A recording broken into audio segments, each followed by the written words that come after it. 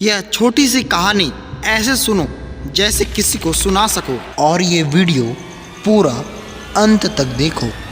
1952-53 के ज़माने की घटना है। 5 शिकारी मध्य प्रदेश के जंगलों में शिकार खेलने गए थे। उन्हें ठहरने के लिए जगह नहीं मिल रही थी। डाक बंगला खाली नहीं था। केयर टेकर ने बताया कि जंगल के अंदर एक पुराना डाक बंगला है जो खंडहर जैसा हो चुका है। पानी की व्यवस्था भी है, अगर चाहे तो उन्हें साफ सुथरा कर ठहर सकते हैं। उनके पास कोई विकल्प नहीं था, अंधेरा हो चुका था, इसलिए वे पुराने डाक बंगला में पहुंचे। एक कमरे को साफ सुथरा किया और ज़मीन पर ही बिस्तर बिछा लिया। अपनी बंदूकें और राइफल दीवार में टिका दी और ताश खेलने बैठ गए। देर रात को साथ खिलाए भोजन को ग्रहण कर सो गए। उनमें से एक J.N. सिंह को नींद नहीं आ रही थी। उसने सिगरेट जलाई और उसकी कस लेने लगी। तभी उसने देखा कि अचानक खिड़की से एक हाथ बढ़ता हुआ उसकी गर्दन की ओर आ रहा था। वह चौंक उठा और जोरों से चिल्लाया। अन्य लोग उठ गए, हाथ गायब हो गया। उसने सबको घटना की जानकारी दी तो उन्होंने कहा कि यह तुम्हारा भ्रम होगा या सपना होगा। खिड़की से इतनी दूर कैसे हाथ पहुंचेगा? नई जगह में कभी कभी ऐसा लगता है। सो जाओ, कहीं कुछ नहीं है। उसने लाख विश्वास दिलाने की कोशिश की कि वह सच है, लेकिन किसी ने विश्वास नहीं किया। सारे लोग फिर सो गए। उसने भी सोने की कोशिश की, लेकिन नींद नहीं आई। सुबह उठकर सभी लोग नाश्ता पानी कर शिकार की तलाश में निकल गए। उस दिन सिर्फ कुछ वन मुर्गियां मिली, जिन्हें शाम को पकाकर लोगों ने खाया। थोड़ा टहल घूमकर वे ताश खेलने लगे। तभी पायल की आवाज़ आई, जैसे कोई दौड़ता हुआ जा रहा हो। इतनी रात में कौन औरत जंगल में दौड़ रही है? उसके मन में सवाल उठा। खिड़की पर जाकर देखा तो कुछ दिखाई नहीं पड़ा। वे खाना खाकर चुपचाप सो गए। J.N. सिंह को उस रात भी नींद नहीं आ रही थी।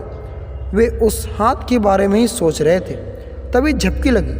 आंख खुली तो देखा कि खिड़की से एक हाथ उसकी गर्दन तक पहुंच चुका है। खिड़की पर एक लड़की खड़ी है, हंस रही है। वे चिल्लाए। सभी लोग उठ गए। उन्होंने पूरी बात बताई और कहा कि चिल्लाता नहीं तो मेरी गर्दन दबा देती। सभी लोग खिड़की के पास गए तो जंगल की ओर एक लड़की जाती हुई दिखाई पड़ी। उसकी पायल की आवाज़ आ रही थी। सभी लोगों को विश्वास हो गया कि कुछ ना कुछ चक्कर है। उसी की बात करते हुए वे सो गए। अगले दिन वे लोग नाश्ता पानी कर शिकार पर निकले। रास्ते में कुछ आदिवासी मिले।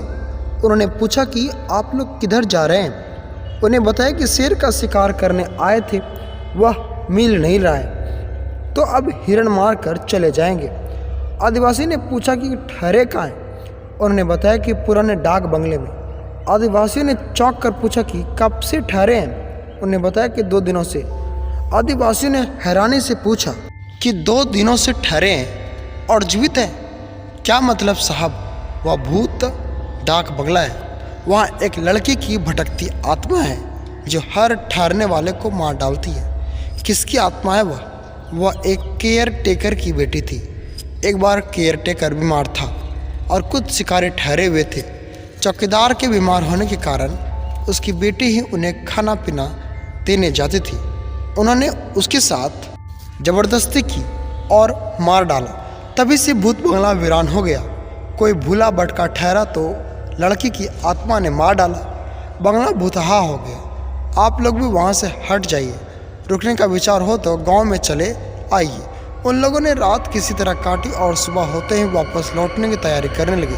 रात को वह लड़की खिड़की के पास आई और बोली कि देवी देवताओं की कृपा ने तुम्हें बचा लिया, फिर कभी इधर मत आना। ऐसे ही वीडियोस देखने के लिए चैनल को सब्सक्राइब करके बेल आइकन जरूर दबाएं।